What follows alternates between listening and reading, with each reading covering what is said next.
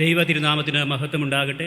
ദക്ഷിണേന്ത്യ സഭ പരിസ്ഥിതി ഞായറാഴ്ചയായി ആചരിക്കുന്ന ഈ പ്രഭാതത്തിൽ നമുക്ക് ഒരുമിച്ച് ദൈവത്തെ ആരാധിപ്പാൻ ലഭിച്ച ഈ നല്ല അവസരത്തിനായി ദൈവത്തെ സ്തുതിക്കുന്നു.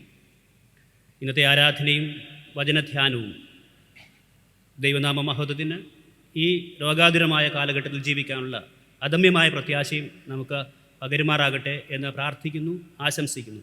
ഈ ആരാധനയിൽ സംബന്ധിക്കുന്ന എല്ലാവരെയും ഹാർദവമായി സ്വാഗതം ചെയ്യുന്നു. നമുക്ക് പ്രാർത്ഥിക്കാം. തലമുറകളായി ഞങ്ങളുടെയും ഞങ്ങളുടെ പിതാക്കന്മാരുടെയും ദൈവമാകുന്ന ഞങ്ങളുടെ വാഴ്ത്തപ്പെട്ട കർത്താവേ, ഞങ്ങളുടെ ആയുസ്സിൽ ഒരു കർത്തൃ ദിവസത്തിൻ്റെ പ്രഭാതം കൂടെ കാണുവാൻ, അങ്ങേ ആരാധിപ്പാൻ, അങ്ങേ സ്തുതിപ്പാൻ ഞങ്ങൾക്ക് ലഭിക്കുന്ന അസുലഭമായ അവസരത്തിനായി നന്ദിയോടെ സ്തോത്രം ചെയ്യുന്നു. ഈ കാലഘട്ടത്തിൽ കർത്താവെ ജീവിച്ചിരിപ്പാനും അങ്ങ് മഹത്വപ്പെടുത്തുവാനും ഞങ്ങളെ അവിടുന്ന് സഹായിക്കുന്നത് കൊണ്ട് നന്ദിയോടെ സ്തോത്രം. ലോകത്തിൻ്റെ വിവിധ ഭാഗങ്ങളിൽ അനേകം പേര് പ്രയാസങ്ങളിലും രോഗങ്ങളിലും ദുഃഖങ്ങളിലും പ്രതിസന്ധികളിലും ജീവിക്കുമ്പോൾ അവിടുത്തെ മക്കളാകുന്ന ഞങ്ങൾക്ക് ഈ പ്രഭാതത്തിലും അങ്ങേ ആരാധിപ്പാൻ അവിടുന്ന് ഞങ്ങളെ ശക്തിപ്പെടുത്തിയതുകൊണ്ട്, ബലപ്പെടുത്തിയതുകൊണ്ട് നന്ദിയോടെ സ്തോത്രം ചെയ്യുന്നു. ഇന്നത്തെ ഞങ്ങളുടെ ആരാധന, ഞങ്ങളുടെ സ്തുതിഗീതങ്ങൾ, ഞങ്ങളുടെ പ്രാർത്ഥനകൾ എല്ലാം അവിടുന്ന് സുഗ്രാഹ്യമായ യാഗമായി സ്വീകരിക്കണമേ എന്ന് പ്രാർത്ഥിക്കുന്നു. പ്രത്യേകിച്ച് ഇന്ന് ഞങ്ങളുടെ സഭ പരിസ്ഥിതി ഞായറാഴ്ചയായിട്ട് ആചരിക്കുമ്പോൾ പ്രകൃതിയോടൊപ്പം കർത്താവേ അങ്ങ് മഹത്വപ്പെടുത്തുവാനും സ്തുതിപ്പാനും ഞങ്ങളെല്ലാവരെയും സഹായിക്കണമേ എന്ന് പ്രാർത്ഥിക്കുന്നു. അവിടുത്തെ കൃപയുടെ മറവിൽ ഞങ്ങളെല്ലാവരെയും മറയ്ക്കണമേ. സകലതും ഞങ്ങൾക്ക് വേണ്ടി ജീവൻ വെച്ച് യേശു ക്രിസ്തുവിൻ്റെ നിസ്തുല്യ നാമത്തിൽ അപേക്ഷിക്കുമ്പോൾ ദയ തോന്നി കേൾക്കണം പിതാവേ, ആമേൻ. ദൈവനാമ സ്തുതിക്കും മഹത്വത്തിനുമായി നമുക്കെല്ലാവർക്കും ചേർന്ന് ജ്ഞാനകീർത്തനങ്ങളിൽ നിന്നും 6-ാമത്തെ കീർത്തനം ചേർന്ന് പാടാം. ജ്ഞാനകീർത്തനങ്ങളിൽ നിന്നും 6-ാമത്തെ കീർത്തനം, കറസ്പോണ്ടിങ് ഇംഗ്ലീഷ് ഹിം നമ്പർ 1.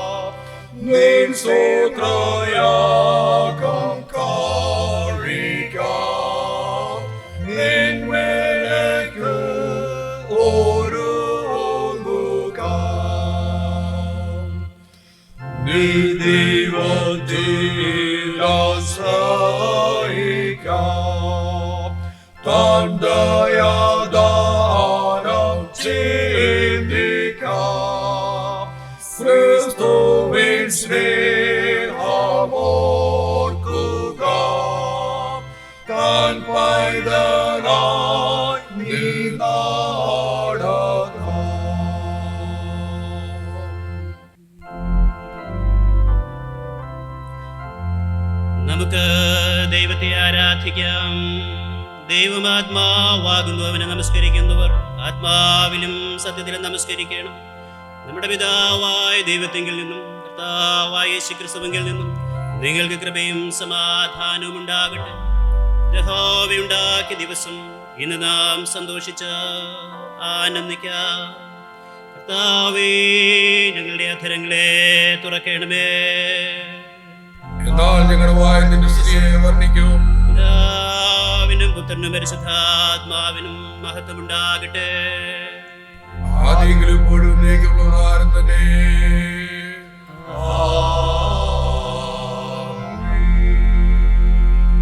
ത്രിത്വത്തിന് സ്തുതി. സൈന്യങ്ങളുടെ ദൈവമായ കർത്താവ് പരിശുദ്ധൻ, പരിശുദ്ധൻ, പരിശുദ്ധൻ. ആകാശവും ഭൂമിയും നിന്റെ മഹത്വം കൊണ്ട് നിറഞ്ഞിരിക്കുന്നു. മഹോന്നതനായ കർത്താവേ, നിനക്ക് മഹത്വമുണ്ടാകട്ടെ.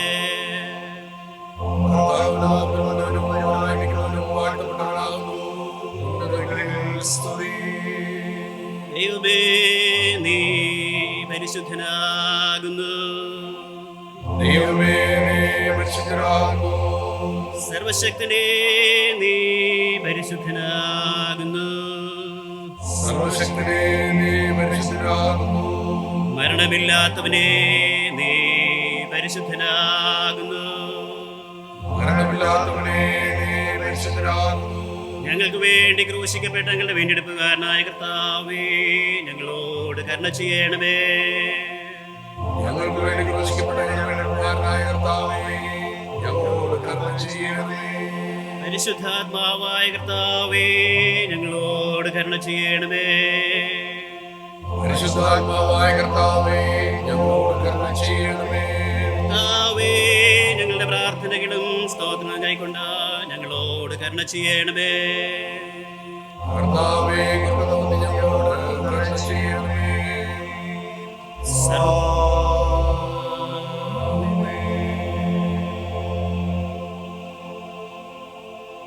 സർവശക്തനായ ദൈവമേ, ഞങ്ങളുടെ കർത്താവായ യേശുക്രിസ്തു മുഖാന്തരം ഞങ്ങളുടെ ആരാധനയും സ്തോത്രവും തിരുമുമ്പാകെ ഞങ്ങൾ നിന്റെ സന്നിധിയിലേക്ക് വന്നിരിക്കുന്നു. ഞങ്ങളുടെ പാപങ്ങളെ പരമാർത്ഥമായി ഏറ്റുപറയുന്നതിനും മറ്റുള്ളവർക്കും ഞങ്ങൾക്ക് വേണ്ടി പ്രാർത്ഥിക്കുന്നതിനും ഞങ്ങളെ സഹായിക്കണമേ. നിന്റെ പരിശുദ്ധ വചനം ശ്രദ്ധയോടെ കേൾക്കുന്നതിനാൽ ഞങ്ങൾ നിന്റെ സ്നേഹത്തിന്റെ വലിപ്പത്തെ കൂടുതൽ യഥാർത്ഥമായി അറിയുകയും നിന്റെ കൃപാഫലങ്ങളെ ഞങ്ങളുടെ ജീവിതത്തിൽ തെളിയിച്ചു കാണിക്കുകയും ചെയ്യേണ്ടതിന് ഞങ്ങളുടെ കർത്താവായ യേശുക്രിസ്തു മൂലം കൃപയരുളേണമേ.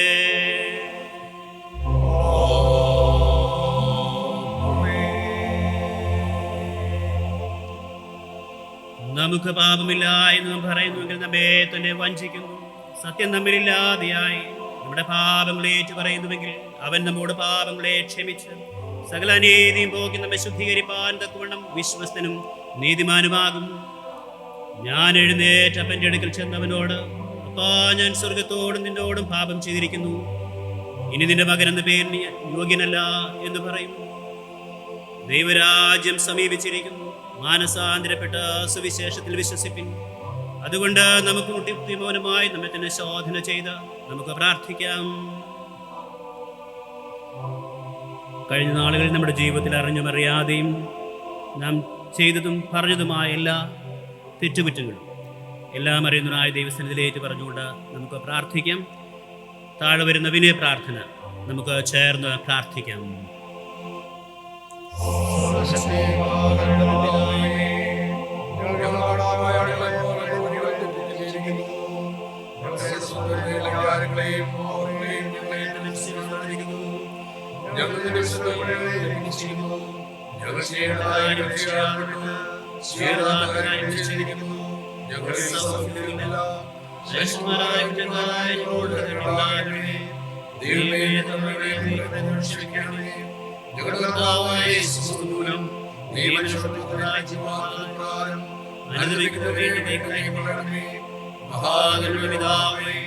നിന്റെ പരിശുദ്ധാത്മാവിന്റെ മഹത്വത്തിനായിട്ട് ഞങ്ങളുടെ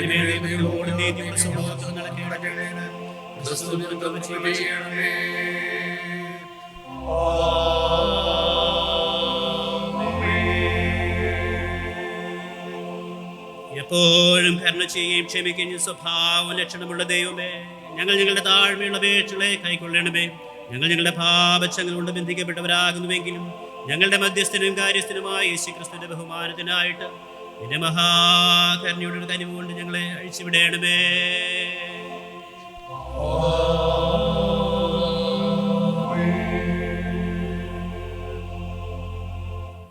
കർത്താവിനെ സ്തുതിപ്പിൻ.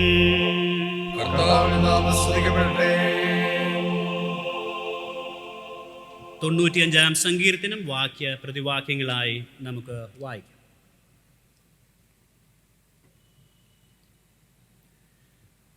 വരുവീൻ, നാം യഹോവയ്ക്ക് ഉല്ലസിച്ച് ഘോഷിക്കാം, നമ്മുടെ രക്ഷയുടെ പാറയ്ക്ക് ആർപ്പിടുക. നാം സ്തോത്രത്തോടെ അവന്റെ സന്നിധിയിൽ ചെല്ലുക, സങ്കീർത്തനങ്ങളോടെ അവനെ ഘോഷിക്കാം.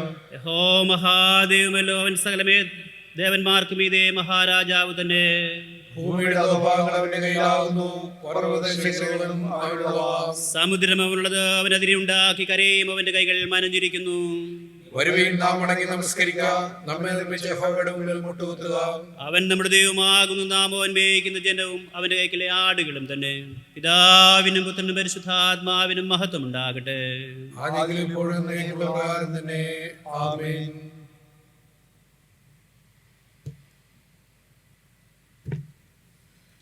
ഇന്നത്തേക്കുള്ള വേദഭാഗങ്ങൾ.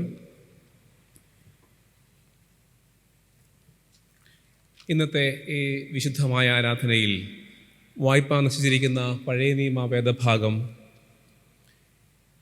യെഹെസ്കേൽ പ്രവാചകൻ്റെ പുസ്തകം 36 അധ്യായം 24 മുതൽ 36 വരെ എഴുതപ്പെട്ട ദൈവത്തിൻ്റെ തിരുവചനങ്ങൾ. യെഹെസ്കേൽ പ്രവചനം 36 അധ്യായം 24 മുതൽ 36 വരെ എഴുതപ്പെട്ട ദൈവത്തിൻ്റെ തിരുവചനം. ഞാൻ നിങ്ങളെ ജാതികളുടെ ഇടയിൽ നിന്ന് കൂട്ടി സകല ദേശങ്ങളിൽ നിന്നും നിങ്ങളെ ശേഖരിച്ച് സ്വന്തം ദേശത്തേക്ക് വരുത്തും.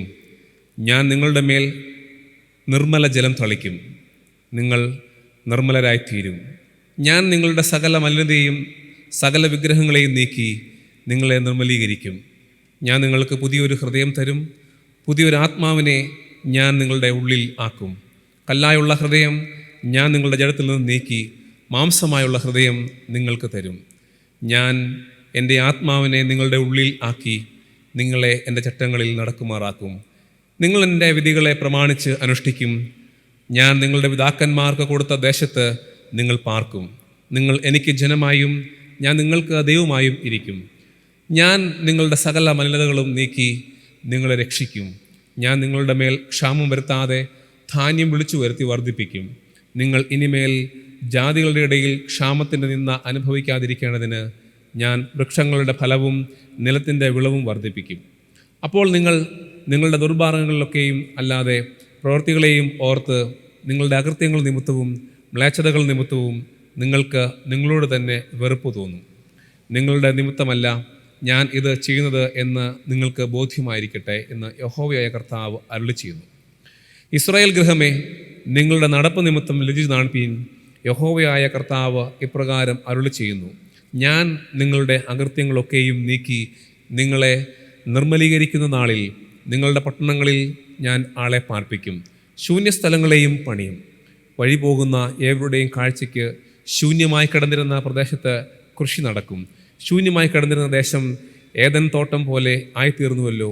പാഴും ശൂന്യവുമായി ഇടിഞ്ഞു കിടന്നിരുന്ന പട്ടണങ്ങൾ ഉറപ്പും നിവാസികളും ഉള്ളവ ആയിത്തീർന്നുവല്ലോ എന്ന് അവർ പറയും. ഇടിഞ്ഞു കിടന്നിരുന്ന പട്ടണങ്ങളെ യഹോവയായ ഞാൻ പണിത് ശൂന്യപ്രദേശത്ത് നടുതല വച്ചുണ്ടാക്കി എന്ന് നിങ്ങളുടെ ചുറ്റും ശേഷിച്ചിരിക്കുന്ന ജാതികൾ അന്നറിയും. യഹോവയായ ഞാൻ അരുളി ചെയ്തിരിക്കുന്നു, ഞാൻ നിവർത്തിക്കുകയും ചെയ്യും. നാം വായിച്ചു കേട്ടത് ഇന്നത്തേക്കുള്ള പഴയ നിയമ വേദഭാഗം.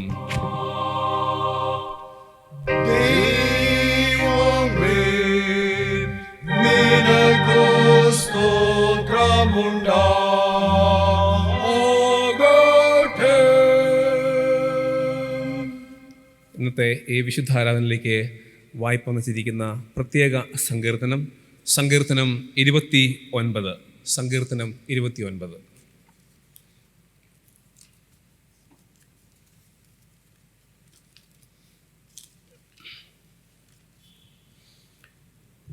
ദൈവത്തന്മാരെ, യഹോവയ്ക്ക് കൊടുപ്പീൻ, യഹോവയ്ക്ക് മഹത്വവും ശക്തിയും കൊടുപ്പീൻ.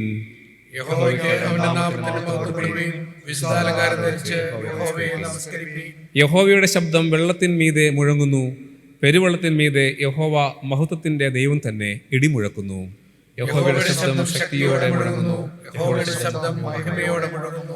യഹോവയുടെ ശബ്ദം ദേവദാരുക്കളെ തകർക്കുന്നു. യഹോവ ലെബാനോനിലെ ദേവദാരുക്കളെ തകർക്കുന്നു.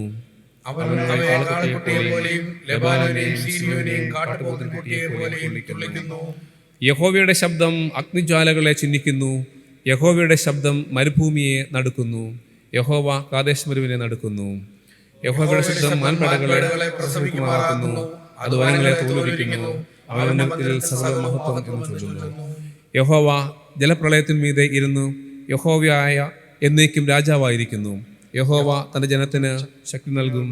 യഹോവ തന്റെ ജനത്തെ സമാധാനം നൽകി അനുഗ്രഹിക്കും. പിതാവിനും പുത്രനും പരിശുദ്ധാത്മാവിനും മഹത്വം ഉണ്ടാകട്ടെ. ആമേൻ.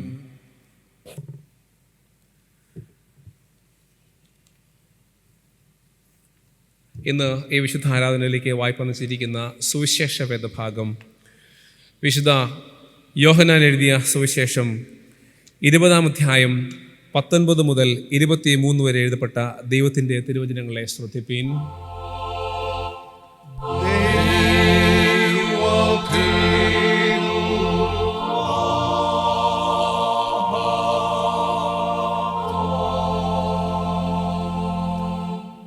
Today's gospel portion is taken from Gospel according to St. John, chapter 20, verses begin from 19 to 23. Gospel according to St. John, chapter 20, verses begin from 19 to 23. On the evening of that first day of the week, when the disciples were together with the doors locked for fear of the Jews, Jesus came and stood among them and said, "Peace be with you." After he said this, he showed them his hands and side. The disciples were overjoyed when they saw the Lord. Again Jesus said, "Peace be with you. As the Father has sent me, I am sending you." And with that he breathed on them and said, "Receive the Holy Spirit. If you forgive anyone his sins, they are forgiven. If you do not forgive them, they are not forgiven." This is the word of God, our Lord Jesus Christ.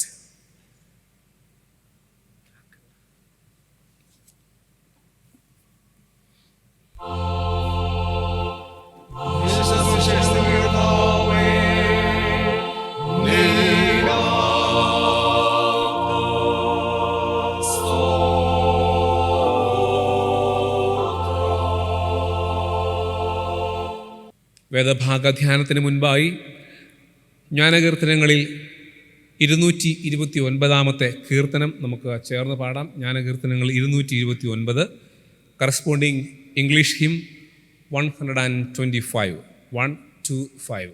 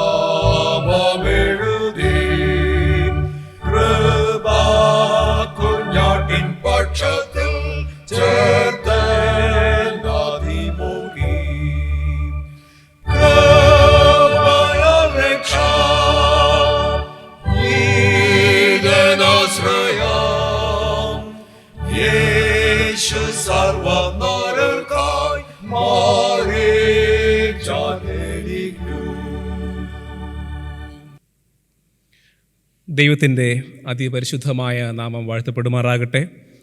വീണ്ടും ഒരു പ്രാവശ്യം കൂടെ ഈ വിശുദ്ധ ആരാധനയിൽ നമുക്ക് സംബന്ധിക്കുവാൻ ലഭിക്കുന്ന അവസരത്തിനായി സ്തോത്രം ചെയ്യുന്നു. ഇന്ന് സഭ പരിസ്ഥിതി ഞായറാഴ്ചയായിട്ട് ആചരിക്കുന്ന ദിവസമാണ്. നാം വായിച്ചു കേട്ട വേദഭാഗങ്ങളും ആരാധനയുടെ ഭാഗങ്ങളൊക്കെ തന്നെയും പരിസ്ഥിതിയുമായി ബന്ധപ്പെട്ട് കോർത്തിണക്കിയതാണ്. തീർച്ചയായും സഭയുടെ ഒരു വലിയ ഉത്തരവാദിത്വവും സഭയുടെ വലിയ ഒരു ദൗത്യവുമാണ് ഈ ദിവസം നാം ചിന്തയിലൂടെ മുൻപോട്ട് വയ്ക്കുന്നത്. സഭയ്ക്ക്, സഭാജനങ്ങൾക്ക് പ്രകൃതിയോട് ഒരു വലിയ ഉത്തരവാദിത്വം ഉണ്ട് എന്ന ഒരു ചിന്ത ഇന്നേ ദിവസം നമുക്ക് ഉണ്ടാകേണ്ടത് അത്യാവശ്യമാണ്. ഇന്നത്തെ ഈ ലോക പശ്ചാത്തലത്തിൽ, പ്രത്യേകിച്ച് ഇന്നത്തെ ഈ കോവിഡിൻ്റെ പശ്ചാത്തലത്തിലൊക്കെയും വളരെയധികം ആഴത്തിൽ ചിന്തിക്കേണ്ട ഒരു കാര്യമാണ് പരിസ്ഥിതിയും പരിസ്ഥിതി സംബന്ധമായ കാര്യങ്ങളും. ഡെവലപ്മെൻറ്റിൻ്റെ ഭാഗമായി, വികസനത്തിൻ്റെ ഭാഗമായി പരിസ്ഥിതിക്ക് ഏൽക്കുന്ന ആഘാതങ്ങൾ അനവധിയാണ്. അതൊക്കെയും വ്യത്യസ്ത തലങ്ങളിൽ ഈ ദിനങ്ങളിൽ നാം കണ്ടുകൊണ്ടാണ് ഇരിക്കുന്നത്.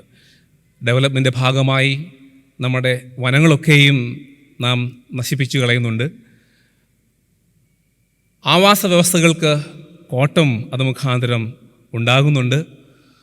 പ്രകൃതിയുടെ തനതായ വിഭവങ്ങളൊക്കെയും പലപ്പോഴും നഷ്ടപ്പെട്ടു പോകുന്നുണ്ട്.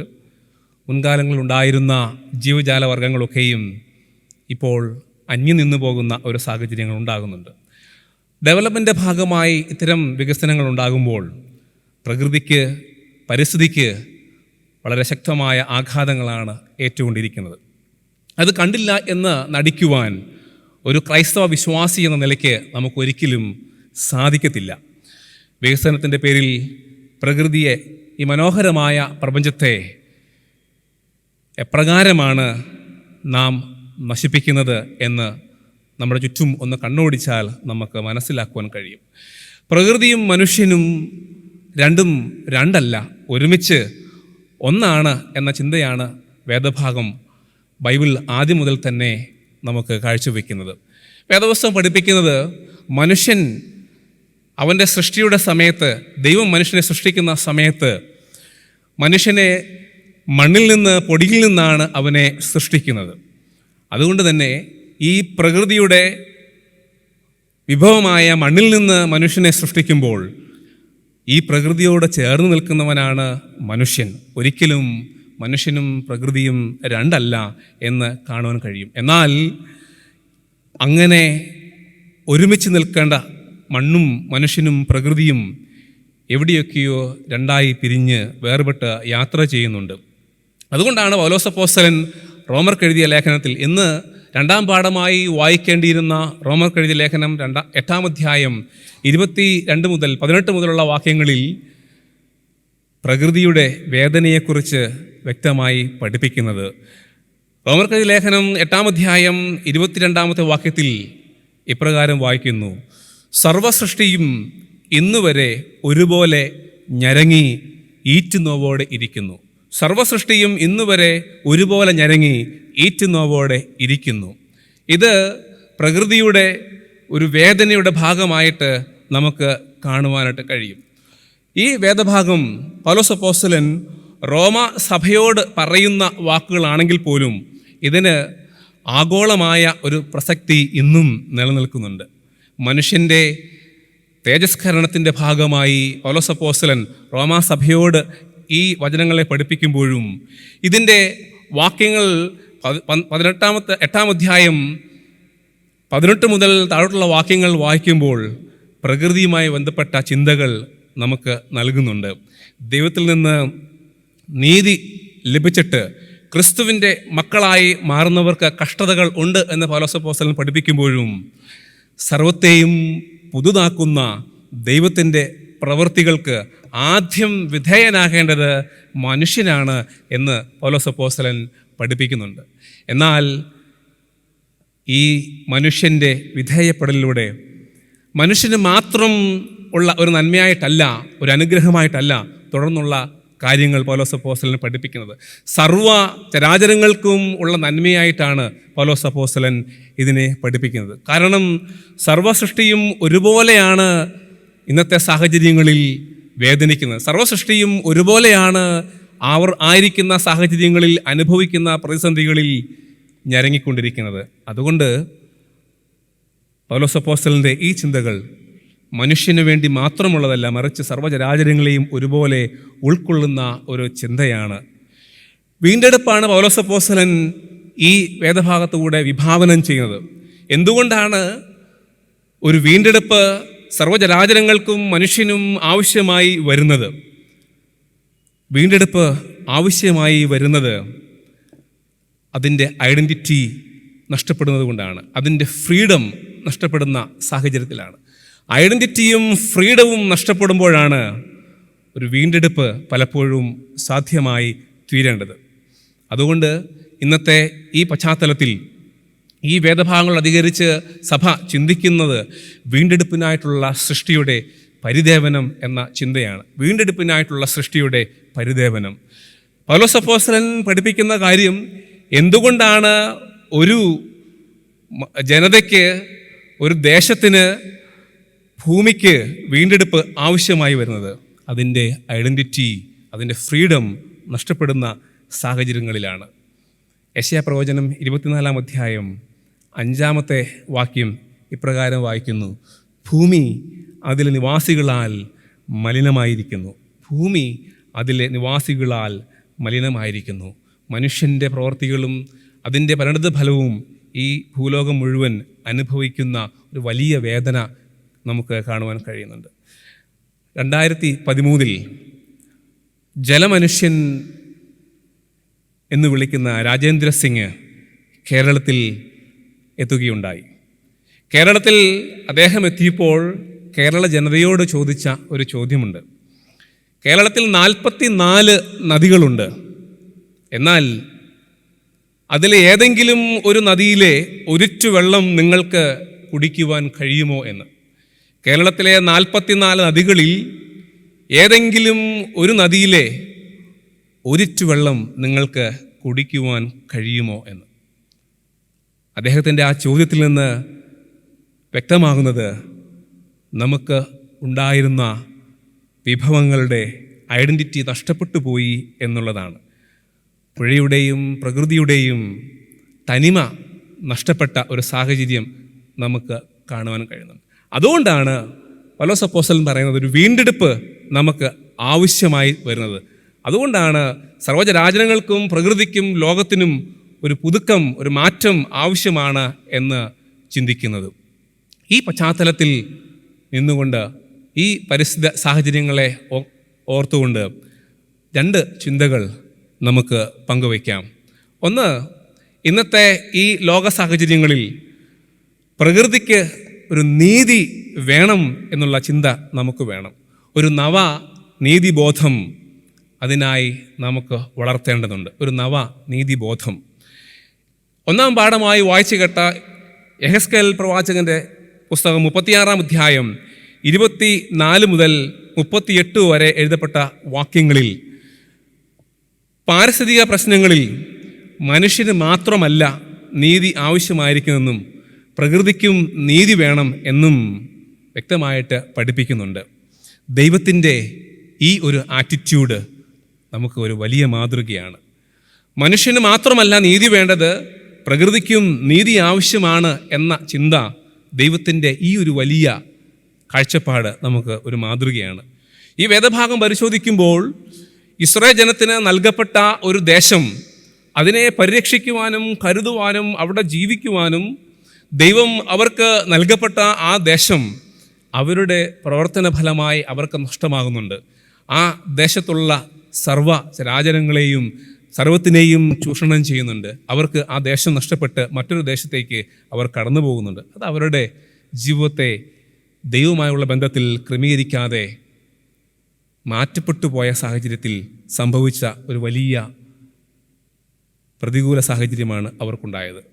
എന്നാൽ ഈ തകർന്ന് മാറ്റപ്പെട്ട് കിടക്കുന്ന ഈ ദേശത്തെ കണ്ടുകൊണ്ട് ദൈവം മനസ്സലിഞ്ഞ് ദൈവം അവരോട് പറയുന്നുണ്ട്, നിങ്ങളെ ഈ ദേശത്തേക്ക് ഞാൻ കൂട്ടി വരുത്തും എന്ന് പറയുന്നുണ്ട്. അതിന് തൊട്ടു മുമ്പുള്ള വാക്യങ്ങൾ വായിക്കുമ്പോൾ 36-ാം അധ്യായം 20 മുതലുള്ള വാക്യങ്ങൾ വായിക്കുമ്പോൾ അവിടെ പറയുന്നത്, നിങ്ങളുടെ ചെയ്തികൾ മുഖാന്തരം എൻ്റെ നാമം ദുഷിക്കപ്പെട്ടു പോയി എന്ന് പഠിപ്പിക്കുന്നുണ്ട്. നിങ്ങളുടെ ചെയ്തികൾ മുഖാന്തരം എൻ്റെ നാമം ദുഷിക്കപ്പെട്ടു പോയി. എന്താണ് ദൈവത്തിൻ്റെ നാമമായിട്ട് നിൽക്കുന്നത്? സർവ്വചരാചരങ്ങളെയും ഒരുപോലെ പരിപാലിക്കുന്ന ദൈവം, സർവ്വചരാചരങ്ങൾക്കും നാഥനായ ദൈവം, സർവ്വചരാചരങ്ങളുടെയും സൃഷ്ടിതാവായ ദൈവം ഒരു ദേശം നിങ്ങൾക്ക് നൽകിയിട്ട് നിങ്ങളുടെ പ്രവർത്തന മുഖാന്തരം സർവ്വചരാചരങ്ങളുടെയും പരിപാലകനായ ദൈവം എന്ന പേരിന് കളങ്കം വന്നു എന്ന് ദൈവം അവരോട് പറയുന്നുണ്ട്. എങ്കിലും ദൈവം അവരോട് മനസ്സലിഞ്ഞ് അവരെ സ്വന്തം ദേശത്തേക്ക് കൂട്ടിക്കൊണ്ടുവരുന്ന ഒരു വലിയ കാഴ്ച അവിടെ കാണാൻ കഴിയുന്നുണ്ട്. അവിടെ വീണ്ടെടുപ്പ് ദൈവം നൽകുന്നത് മനുഷ്യന് മാത്രമല്ല, പ്രകൃതിക്കും ആ ദേശത്തിനും കൂടെയാണ്. 36-ാം അധ്യായം 34-35 വാക്യങ്ങൾ ഇപ്രകാരം വായിക്കുന്നു: പാഴും ശൂന്യമായി കിടന്ന ദേശത്തെ ഞാൻ പണിയും. തകർന്നു കിടന്ന പാഴും ശൂന്യമായി കിടന്ന ദേശത്തെ, അതിൻ്റെ ഫലങ്ങളെ ഞാൻ തിരികെ കൊടുക്കും, ഞാൻ അതിനെ പണിയും എന്ന് ദൈവം അവരോട് കൽപ്പിക്കുന്നുണ്ട്. സർവത്തിൻ്റെയും നാഥനായ ഒരു ദൈവത്തെ അവിടെ കാണുവാൻ കഴിയും. നീതിബോധത്തോടെ മനുഷ്യനെ മാത്രമല്ല പ്രകൃതിയെയും ഒരുപോലെ പരിപാലിക്കുന്ന നീതിബോധത്തോടെ കാണുന്ന ഒരു ദൈവത്തെ അവിടെ കാണാൻ കഴിയുന്നുണ്ട്. സങ്കീർത്തനം 9-ാം സങ്കീർത്തനം 8-ാം വാക്യത്തിൽ ഇപ്രകാരം വായിക്കുന്നു: അവൻ ലോകത്തെ നീതിയോടെ വിധിക്കും, അവൻ ലോകത്തെ നീതിയോടെ വിധിക്കും. ലോകം എന്നുള്ളത് മനുഷ്യരാശി മാത്രമല്ല, സർവ്വചരാചരങ്ങളും അതിൽ ഉൾക്കൊള്ളുന്നുണ്ട്. ഇത് ഒരു വലിയ മാതൃകയാണ് സഭയ്ക്ക്. ഇത് വലിയ ഒരു മാതൃകയാണ് ക്രൈസ്തവ വിശ്വാസികൾക്ക്, ജനങ്ങൾക്ക്, ലോകത്തിലുള്ള സർവർക്കും. ഇവിടെയാണ് എക്കോ ജസ്റ്റിസ്, ഹരിത നീതി എന്നത് പ്രാധാന്യം അർഹിക്കുന്നത്. ഹരിതനീതി എന്നത് മനുഷ്യൻ്റെ കാഴ്ചപ്പാടിൽ, മനുഷ്യൻ്റെ കണ്ണിൽ കൂടിയുള്ള ഒരു നീതി മാത്രമല്ല, മറിച്ച് പ്രകൃതിയുടെ വശത്തു നിന്നും നീതിയെ കാണുന്നതാണ്. പ്രകൃതിയുടെ വശത്തു നിന്ന് നീതിയെ കാണുവാൻ, പ്രകൃതിയുടെ പക്ഷം, വേദനിക്കുന്ന പ്രകൃതിയുടെ പക്ഷം ചേർന്ന് നിന്നുകൊണ്ട് നീതിയെ കാണുന്ന ഒരു സാഹചര്യമാണ് ഹരിത നീതി എന്ന് പറയുന്നത്. കഴിഞ്ഞ ഇടയ്ക്ക് മലപ്പുറത്ത് ഒരു ആന ചരിഞ്ഞ സംഭവം മാധ്യമങ്ങളിൽ കൂടി നാം വായിച്ചു കേട്ടു. എത്രത്തോളം സാമൂഹ്യ പ്രതിബദ്ധതയും എത്രത്തോളം പരിസ്ഥിതി ബോധവും സഹജീവികളോടുള്ള കരുണയും നമുക്കുണ്ട് എന്ന് നാം ഒന്ന് ആലോചിച്ച് നോക്കണം. എന്തിന് സ്വന്തം സഹജീവികളെ കൊല്ലുന്നതിന് വേണ്ടി പോലും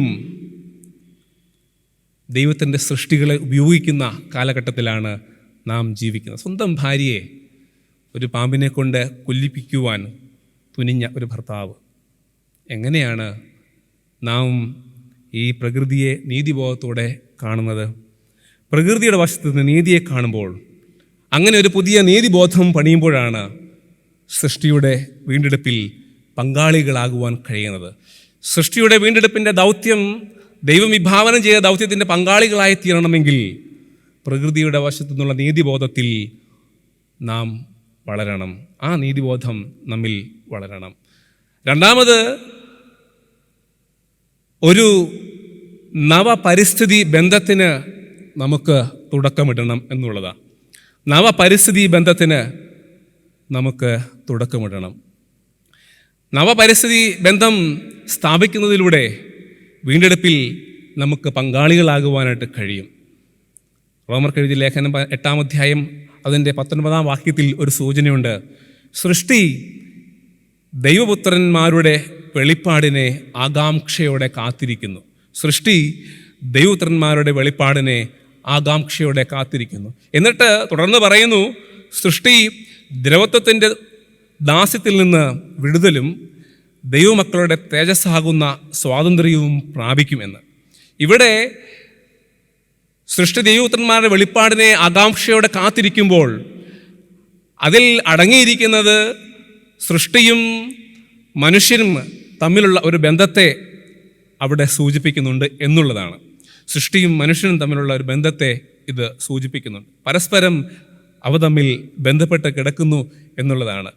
ഇവിടെ പറഞ്ഞിരിക്കുന്ന വെളിപ്പാട് എന്ന വാക്കിന് ഇംഗ്ലീഷ് ട്രാൻസ്ലേഷനിൽ മാനിഫെസ്റ്റേഷൻ എന്ന അർത്ഥം. മാനിഫെസ്റ്റേഷൻ, അതിന് മറ്റൊരു തരത്തിൽ അർത്ഥം ചിന്തിച്ചാൽ ആവിഷ്കാരം എന്ന് വേണമെങ്കിൽ നമുക്ക് പറയാം. ആവിഷ്കാരം, മാനിഫെസ്റ്റേഷന് മറ്റൊരർത്ഥം ആവിഷ്കാരം. എന്താണ് നാം ആവിഷ്കരിക്കേണ്ടത്? പരസ്പരം സൗഹാർദ്ദപരമായ ഒരു ജീവിതം, പരസ്പരം പ്രകൃതിയുമായി ബന്ധപ്പെട്ട് നിൽക്കുന്ന ഒരു ജീവിതം നാം ആവിഷ്കരിക്കേണ്ടത് അത്യാവശ്യമാണ്. ഒന്നാം പാഠമായി വായിച്ചു കേട്ട യെഹെസ്കേൽ പ്രവചനം 36-ാം അധ്യായം 35-ാമത്തെ വാക്യം, ശൂന്യമായി കിടക്കുന്ന ദേശം ഏദൻ തോട്ടം പോലെ ആയിത്തീർന്നു എന്ന് വായിക്കുന്നു. ശൂന്യമായി കിടന്ന ദേശം ഏദൻ തോട്ടം പോലെ ആയിത്തീർന്നു. ഏദൻ തോട്ടത്തിൻ്റെ മനോഹാരിത മാത്രമല്ല ഇവിടെ പ്രവാചകൻ ഉദ്ദേശിക്കുന്നത്, അതിൽ ഉണ്ടായിരുന്ന സഹവർത്തിത്വം, കരുതൽ, സ്നേഹം, പരസ്പരമുള്ള സഹകരണം, ഇതൊക്കെയുമായിരുന്നു ഏദൻ തോട്ടത്തിൻ്റെ മനോഹാരിത പോലെ ആക്കി തീർക്കും എന്ന് പറയുന്നതിൻ്റെ ഉദ്ദേശം. അതിൻ്റെ വൃക്ഷങ്ങളുടെ മനോഹാരിതയോ പുഴകളുടെ മനോഹാരിതയോ മാത്രമല്ല, അതിൽ ഉൾക്കൊണ്ടിരുന്ന സഹവർത്തിത്വം, സ്നേഹം, അതായിരുന്നു അവിടെ കാണുവാൻ കഴിയുന്നത്. LP വിദ്യാർത്ഥി എന്ന നരവംശാസ്ത്രജ്ഞൻ മാൻ നേച്ചർ ഗോഡ് കോംപ്ലക്സിറ്റി എന്ന ഒരു പുസ്തകത്തിൽ മനുഷ്യനും പ്രകൃതിയും ദൈവവുമായി അഭേദ്യമായ ഒരു ബന്ധം നിലനിൽക്കുന്നുണ്ട് എന്ന് പഠിപ്പിക്കുന്നുണ്ട്.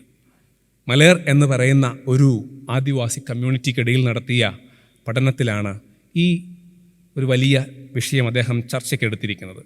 മനുഷ്യനും പ്രകൃതിയും ദൈവവും തമ്മിൽ അഭേദ്യമായ ഒരു ബന്ധം. ഇത് നമ്മെ സമഗ്രമായ ഒരു പരിസ്ഥിതി ചിന്തയിലേക്ക് നയിക്കും. മനുഷ്യനും പ്രകൃതിയും ദൈവവും തമ്മിലുള്ള അഭേദ്യമായ ഒരു ബന്ധം. അവിടെ ചൂഷണത്തിന് സ്ഥാനമില്ല. അവിടെ നാളേക്കുള്ള കരുതലുകൾ ഉണ്ട്. അമിതമായ ലാഭത്തിൻ്റെ പ്രവർത്തനങ്ങൾ അവിടെയില്ല. മറ്റുള്ളവന് സ്നേഹത്തോടുകൂടി സമാധാനത്തോടുകൂടിയുള്ള ഒരു ജീവിതം പകർന്നു കൊടുക്കുന്നതിൻ്റെ പ്രവർത്തനങ്ങളാണ് അവിടെ കാണുന്നത്. അപ്രകാരമുള്ള ഒരു ബന്ധം പ്രകൃതിയുമായി സ്ഥാപിക്കുവാൻ ആണ് നമുക്ക് കഴിയേണ്ടത്. സൃഷ്ടിയുടെ വീണ്ടെടുപ്പിൽ നാം പങ്കാളികളാകുന്നത് അപ്രകാരമാണ്. മറ്റുള്ളവരെ കരുതുന്ന സഹവർത്തിത്വം ഉള്ള പ്രകൃതിയെ കരുതലിൻ്റെ ഭാഗമായി കരുതലായി കാണുവാൻ ശ്രമിക്കുമ്പോഴാണ് സൃഷ്ടിയുടെ വീണ്ടെടുപ്പിൽ നാം പങ്കാളികളായി തീരുന്നത്.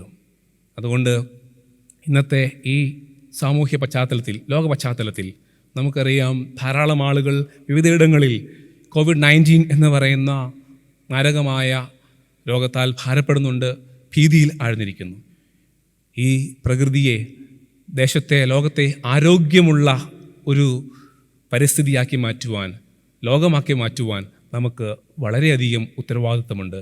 അതിന് വീണ്ടെടുപ്പിനുള്ള ഒരു സൃഷ്ടിയുടെ ഉത്തരവാദിത്വം ദൈവത്തോട് ചേർന്ന്, ദൈവികമാവുന്ന പ്രവർത്തനത്തോട് ചേർന്ന് നമുക്കുണ്ട്. വേദനിക്കുന്ന പ്രകൃതി അതിൻ്റെ ഐഡൻറ്റിറ്റി നഷ്ടപ്പെടുമ്പോഴാണ് അത് വേദനിക്കുന്നത്. ആ പശ്ചാത്തലത്തിൽ ഒരു മാറ്റം ആവശ്യമാണ്. ഒരു പുതിയ നീതിബോധം നമ്മിൽ സൃഷ്ടിക്കുന്നതിലൂടെ, ഹരിതനീതിയിലൂടെ നമുക്ക് പ്രകൃതിയുടെ ഭാഗത്ത് നിന്ന് ചിന്തിക്കുമ്പോൾ ഒരു വീണ്ടെടുപ്പിനായുള്ള, സൃഷ്ടിയുടെ വീണ്ടെടുപ്പിനായുള്ള ദൗത്യത്തിൽ പങ്കാളികളാകാം. ഒപ്പം നവ പരിസ്ഥിതി ബന്ധം പുനഃസ്ഥാപിക്കുന്നതിലൂടെ, സാഹോദര്യത്തിൻ്റെ, സഹവർത്തിത്വത്തിൻ്റെ പരിസ്ഥിതി ബന്ധം പുനഃസ്ഥാപിക്കുന്നതിലൂടെ നമുക്ക് സൃഷ്ടിയുടെ വീണ്ടെടുപ്പിൻ്റെ ദൗത്യത്തിൽ പങ്കാളികളാകാം. അപ്പോഴാണ് വേദനിക്കുന്ന സൃഷ്ടിയെ വീണ്ടെടുപ്പിൽ നയിക്കുവാൻ, ദൈവത്തിങ്കിലേക്ക് നയിക്കുവാൻ നമ്മെക്കൊണ്ട് സാധിക്കുന്നത്. അതിനായിട്ട് ദൈവത്തിൻ്റെ പരിശുദ്ധാത്മാവ് ഈ ദിവസം സഹായിക്കുമാറാകട്ടെ. ആമേൻ. നമുക്കെല്ലാവർക്കും ചേർന്ന് നമ്മുടെ വിശ്വാസം അപ്പോസ്തല വിശ്വാസ പ്രമാണത്തിൻ്റെ വാക്കുകളിലൂടെ ഏറ്റു പറയാം.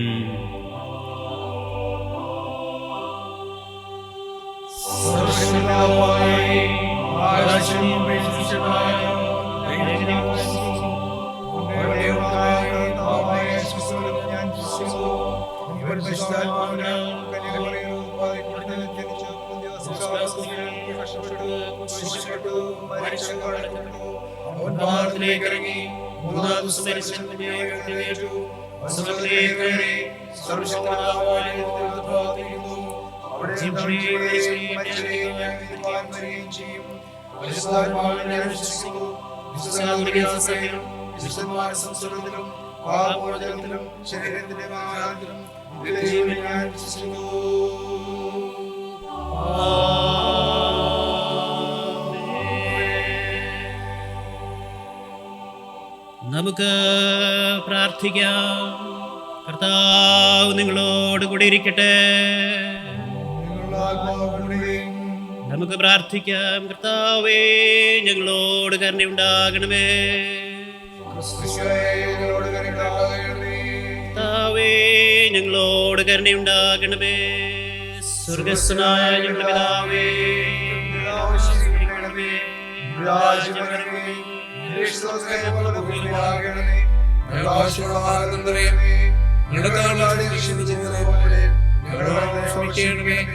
ഞങ്ങളെ പരീക്ഷിക്കരുതേ, രാജ്യവും ശക്തിയും മഹത്വവും എന്നേക്കുമാകുന്നു.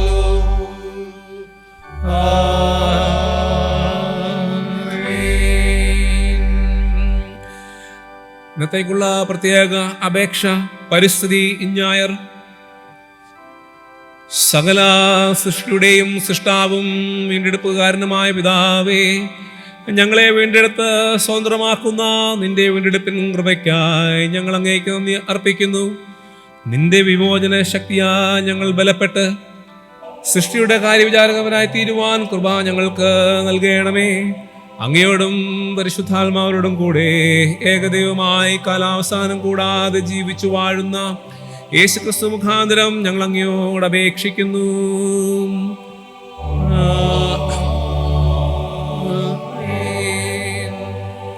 സമാധാനത്തിന് വേണ്ടിയുള്ള അപേക്ഷ. സമാധാനത്തിന്റെ കർത്താവും ഐക്യമത്തിൽ ഇഷ്ടപ്പെടുന്നവനുമായ ദൈവമേ, നിന്നെ അറിയുന്നതിൽ ഞങ്ങൾ ജീവനിരിക്കുന്നു. നിന്നെ സേവിക്കുന്നത് പൂർണ്ണ സ്വാതന്ത്ര്യമാകുന്നു. നിന്റെ സംരക്ഷണത്തിൽ ഞങ്ങൾ ഉറപ്പോടെ ആശ്രയിച്ച് ഞങ്ങൾ യാതൊരു പ്രതിയോഗികളുടെയും ശക്തിയെ ഭയപ്പെടുവാതിരിക്കുവാനായിട്ട് ഞങ്ങളുടെ ശത്രുക്കളുടെ ആക്രമണങ്ങളിലൊക്കെയും നിന്റെ താഴ്മയായുള്ള ദാസനായ ഞങ്ങളെ ഞങ്ങൾ കർത്താവായ യേശുക്രിസ്തുവിന്റെ ബലം മൂലം കാത്തുകൊള്ളണമേ.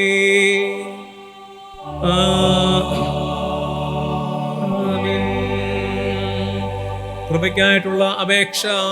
സകല നന്മകളുടെയും കാരണനും ദാതാവുമായി സകല ശക്തിയും ബലവുമുള്ള കർത്താവേ, നിന്റെ നാമത്തോടുള്ള സ്നേഹത്തെ ഞങ്ങൾ ഹൃദയങ്ങളിൽ നട്ട് സത്യമായ ദൈവഭക്തിയെ ഞങ്ങളിൽ വർദ്ധിപ്പിച്ച് സകല നന്മ കൊണ്ടും ഞങ്ങളെ പോഷിപ്പിച്ച് ഇവയിൽ തന്നെ നിന്റെ മഹാകരുണ കൊണ്ട് ഞങ്ങളെ നിലനിർത്തണമെന്ന് ഞങ്ങളുടെ കർത്താവായ യേശുക്രിസ്തു മൂലം ഞങ്ങൾ അങ്ങയോട് അപേക്ഷിക്കുന്നു.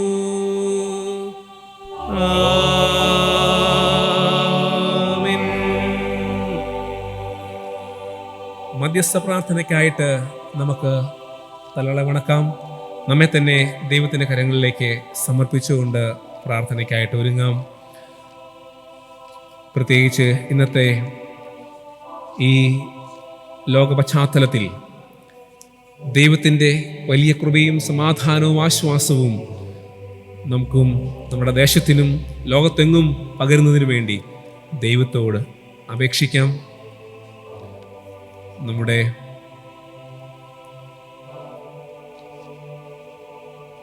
സഭയെ വിവരങ്ങൾ സമർപ്പിക്കാം. എല്ലാ സഭാപ്രവർത്തകരെയും ഓർക്കാം, ശുശ്രൂഷകരെയും ഓർക്കാം. മേൽദക്ഷന്മാർക്ക് വേണ്ടി സ്തോത്രം ചെയ്യാം. നമ്മുടെ ദൈവാലയത്തിന് വേണ്ടി പ്രാർത്ഥിക്കാം. ഓരോ കുടുംബങ്ങളെയും ദൈവങ്ങളിലേക്ക് സമർപ്പിക്കാം.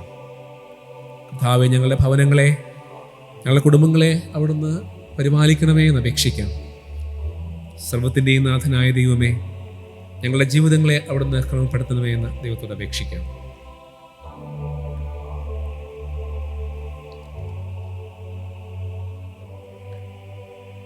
നമ്മുടെ പ്രിയപ്പെട്ടവരെ ഓർക്കാം. പ്രത്യേകിച്ച് ദൂരദേശത്തായിരിക്കുന്ന നമ്മുടെ പ്രിയപ്പെട്ടവർക്ക് വേണ്ടി സ്തോത്രം ചെയ്യാം. ആവശ്യത്തിലിരിക്കുന്ന എല്ലാ ജനങ്ങളെയും വിവരങ്ങളിലേക്ക് സമർപ്പിക്കാം. രോഗത്താലും ദുഃഖത്താലും ഭാരപ്പെടുന്നവരെ ഓർക്കാം. ആശുപത്രിയിൽ അഭയം പ്രാപിച്ചിരിക്കുന്നവരെ ദൈവങ്ങൾ സമർപ്പിക്കാം. വാർദ്ധക്യത്തിൽ ക്ഷീണതയിലിരിക്കുന്നവരെ ഓർക്കാം. യൗവനക്കാരെയും കുഞ്ഞു പൈതങ്ങളെയും ദിവരങ്ങളിലേക്ക് സമർപ്പിക്കാം. താവേ, അവരെ അവിടുന്ന് പരിപാലിക്കണമേ, ഉള്ളംകൈയിൽ വഹിക്കണമേ എന്ന് അപേക്ഷിക്കാം. ഇന്നത്തെ ലോക സാഹചര്യങ്ങളിൽ വിവിധ ഇടങ്ങളിൽ പ്രവർത്തിക്കുന്നവരെ ഓർക്കാം. ആതുര ആലയങ്ങളിൽ പ്രവർത്തിക്കുന്നവർക്ക് വേണ്ടി സ്തോത്രം ചെയ്യാം. സാമൂഹ്യ പ്രവർത്തകർക്ക് വേണ്ടി സ്തോത്രം ചെയ്യാം. ഈ മഹാവിപത്തിനെതിരെ സ്വന്തം ജീവിതം വെച്ച് അവർ പ്രവർത്തിക്കുമ്പോൾ ദൈവമേ, അവരുടെ പ്രവർത്തനങ്ങളെ കാണണമേ, അവരുടെ കൂടെ ഇരിക്കണമേ എന്ന് അപേക്ഷിക്കാം. നമ്മുടെ വ്യക്തിപരമായ ആവശ്യങ്ങളെ ദൈവങ്ങളിലേക്ക് സമർപ്പിക്കാം. നമ്മെ തന്നെ ദൈവങ്ങളിലേക്ക് സമർപ്പിക്കാം. പ്രത്യേകിച്ച് ഇന്ന് നാം ചിന്തിച്ചതുപോലെ ഈ ലോകത്തിന് ആവശ്യമാകുന്ന ഒരു പുതുക്കത്തിന് വേണ്ടി പ്രവർത്തിക്കുവാൻ, നമ്മുടെ ജീവിതങ്ങളെ ക്രമീകരിക്കുന്നതിന് വേണ്ടി നമ്മെ തന്നെ ദൈവങ്ങളിലേക്ക് സമർപ്പിക്കാം. ഒരു വീണ്ടെടുപ്പ് ഞങ്ങളിൽ കൂടി കർത്താവേ അവിടുന്ന് സാധ്യമാക്കണമേ എന്ന് ദൈവത്തോട് അപേക്ഷിക്കാം. നമ്മുടെ എല്ലാ ആവശ്യങ്ങളെയും ഓർക്കാം. പ്രത്യേകിച്ച് കഴിഞ്ഞ ആഴ്ചയിൽ പിറന്നാൾ വിവാഹവാർഷികം ആഘോഷിച്ചവരെ ദൈവകരങ്ങളിൽ സമർപ്പിച്ചുകൊണ്ട് പ്രാർത്ഥിക്കാം. പുതിയ വർഷത്തിലേക്ക് അവരെ കൂട്ടിക്കൊണ്ടുവന്നല്ലോ, ദൈവമേ അനുഗ്രഹിക്കണമേ എന്ന് അപേക്ഷിക്കാം. പ്രാർത്ഥനയ്ക്കായിട്ട് നമുക്ക് ഒരുങ്ങാം.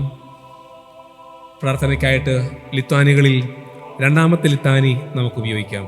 ഓരോ അപേക്ഷയുടെ പിന്നാലെ കർത്താവേ കരുണയുണ്ടാകണമേ എന്ന് ഏറ്റുചൊല്ലാം. കർത്താവേ കരുണയുണ്ടാകണമേ എന്ന് ഏറ്റുചൊല്ലാം. മേൽന്നുള്ള സമാധാനത്തിനു വേണ്ടിയും നമ്മുടെ ആത്മാക്കളുടെ രക്ഷയ്ക്കും വേണ്ടിയും നമുക്ക് കർത്താവിനോട് പ്രാർത്ഥിക്കാം. കർത്താവേ, കരുണയുണ്ടാകണമേ.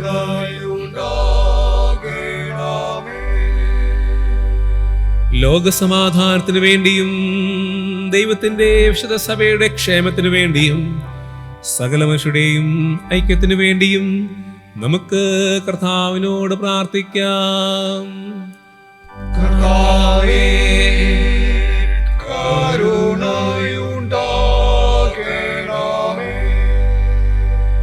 സഭാമേൽദക്ഷന്മാർക്ക് വേണ്ടിയും എല്ലാ ശുശ്രൂഷകർക്ക് വേണ്ടിയും വിശേഷാൽ നമ്മുടെ മോഡറേറ്റർക്ക് വേണ്ടിയും ഉത്തരേന്ത്യ സഭയുടെ മോഡറേറ്റർക്ക് വേണ്ടിയും മാർത്തോമാ സഭയുടെ മെത്രാപ്പോലത്തേക്ക് വേണ്ടിയും റൈറ്റ് ബിയൻഫൻ നമ്മുടെ ബിഷപ്പിന് വേണ്ടിയും അവർ ശുദ്ധഹൃദയത്തോടും നല്ല മനസാക്ഷിയോടും കൂടെ തങ്ങളുടെ ശുശ്രൂഷയെ നിവർത്തിക്കേണ്ടതിനും നമുക്ക് കർത്താവിനോട് പ്രാർത്ഥിക്കാം.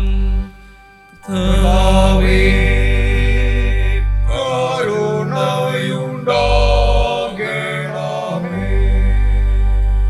നമ്മുടെ രാജ്യത്തെ എല്ലാ ഭരണകർത്താക്കൾക്ക് വേണ്ടിയും അധികാരത്തിലുള്ള മറ്റെല്ലാവർക്കു വേണ്ടിയും നമുക്ക് കർത്താവിനോട് പ്രാർത്ഥിക്കാം. കർത്താവേ, കരുണയുണ്ടാകണമേ. രോഗികൾക്കും കഷ്ടപ്പെടുന്നവർക്കും അനാഥർക്കും വിധവമാർക്കും പീഡ അനുഭവിക്കുന്നവർക്കും വേണ്ടി നമുക്ക് കർത്താവിനോട് പ്രാർത്ഥിക്കാം. കർത്താവേ, കരുണയുണ്ടാകണമേ.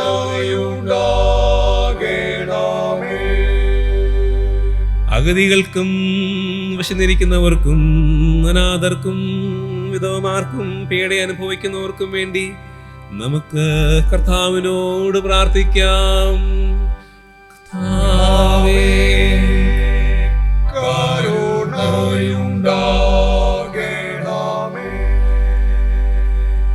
അന്ധകാരത്തിൽ നിന്ന് തന്റെ അത്ഭുത പ്രകാശത്തിലേക്ക് നമ്മെ വിളിച്ചവന്റെ സദ്ഗുണങ്ങളെ ഘോഷിപ്പാൻ തക്കവണ്ണം നമുക്ക് വേണ്ടിയും ക്രിസ്തുവിനാമം ഏറ്റുപറയുന്നവർക്ക് വേണ്ടിയും നമുക്ക് കർത്താവിനോട് പ്രാർത്ഥിക്കാം. കർത്താവേ, കരുണയുണ്ടാകണമേ.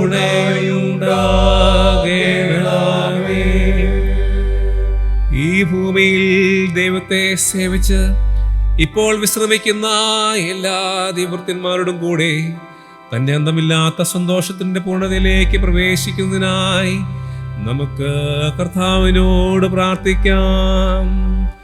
കർത്താവേ, കരുണയുണ്ടാകണമേ.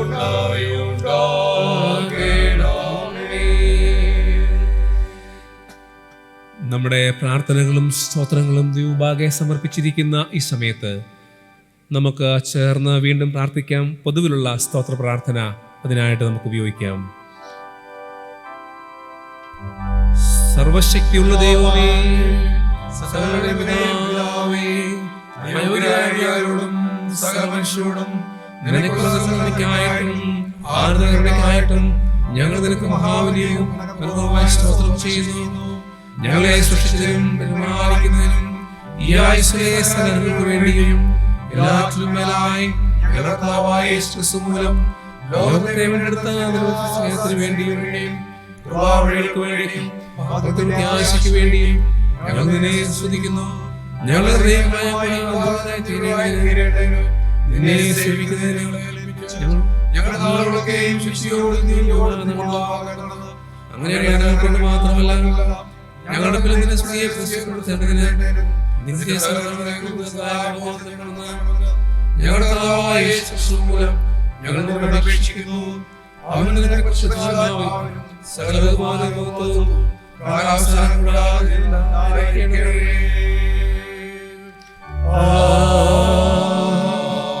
ആമേൻ. കർത്താവേ, നിന്നെ നോക്കി വിളിക്കുന്നവരായ നിന്റെ ഞങ്ങളുടെ പ്രാർത്ഥനകളെ കരുണയോടെ കൈക്കൊള്ളണമേ. ഞങ്ങൾ നിന്നോട് അപേക്ഷിക്കുന്ന കാര്യങ്ങളെ അവിടുന്ന് ഞങ്ങളോട് നിവർത്തിക്കണമേ. ഇന്ന കാര്യങ്ങളെ ചെയ്യേണ്ടതാവുന്നു എന്ന് ഞങ്ങൾ കണ്ടറിയുവാനും അവയെ വിശ്വസ്തയോടെ നിവർത്തിപ്പാനും ഞങ്ങൾക്ക് കൃപയും ശക്തിയും അങ്ങ് തരുമാറാകണമെന്ന് ഞങ്ങൾ അങ്ങയോട് ഞങ്ങളുടെ കർത്താവായ യേശുമശിഹാ മൂലം അപേക്ഷിക്കുന്നു.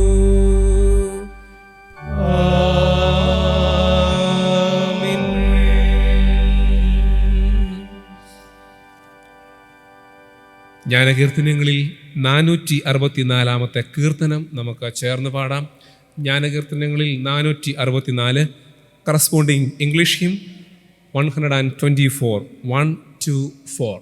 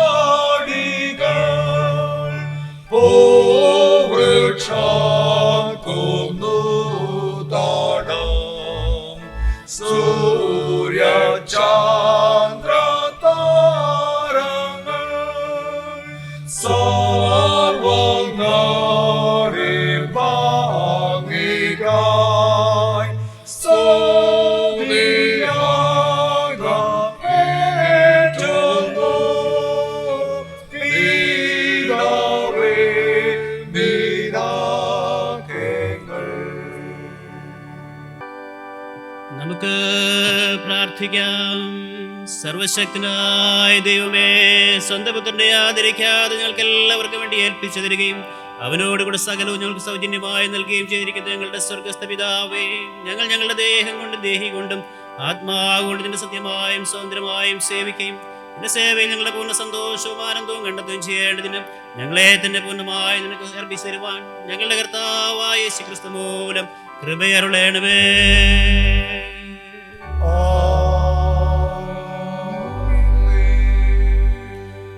ഒടുവിൽ വിശ്വാസമുള്ള ഹൃദയങ്ങളോടെ കർത്താവിന്റെ ആശീർവാദം കൈക്കൊള്ളുവിൻ. കർത്താവ് നിങ്ങളെ അനുഗ്രഹിച്ച് കാക്കുമാറാകട്ടെ. കർത്താവ് തിരുമുഖം നിങ്ങളുടെ മേൽ പ്രകാശിപ്പിച്ച് നിങ്ങളോട് കൃപയുള്ളവനാകട്ടെ. കർത്താവ് തിരുമുഖം നിങ്ങളുടെ മേൽ ഉയർത്തി നിങ്ങൾക്ക് സമാധാനം നൽകുമാറാകട്ടെ. ഇങ്ങനെ പിതാവും പുത്രനും പരിശുദ്ധാത്മാവുമായ ത്രിയേക ദൈവത്തിൻ്റെ അനുഗ്രഹങ്ങളും വാഴ്വുകളും പ്രിയമുള്ളവരെ നിങ്ങളെല്ലാവരോടും കൂടെ ഇന്നും എന്നേക്കും കാലാവസാനം കൂടാതെ കർത്താവിൻ്റെ വരവ് വരെ ഉണ്ടായിരിക്കുമാറാകട്ടെ.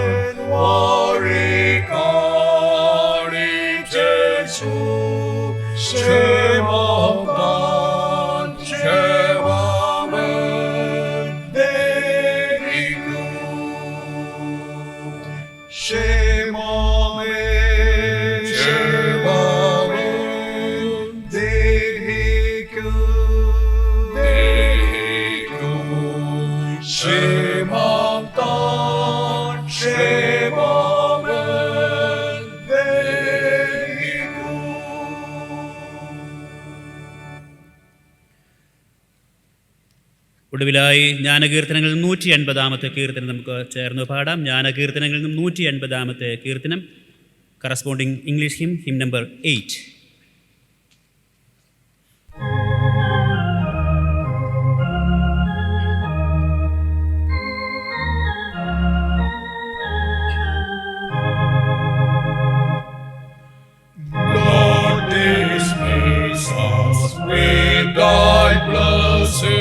Fill our hearts with joy and peace. Let us his thy love once sing, triumph in redeeming grace. Oh, refresh us, traveling through this wilderness. Thanks we give and adoration for thy gospel's joyful sound. May the fruits of thy salvation in our hearts and lives abound. May thy presence with us evermore be found. കർത്താവ് നിങ്ങളോട് കൂടിയിരിക്കട്ടെ. നമുക്ക് സമാധാനത്തോടെ പോകാം. കർത്താവ് നാമത്തിൽ തന്നെ. ആമേൻ.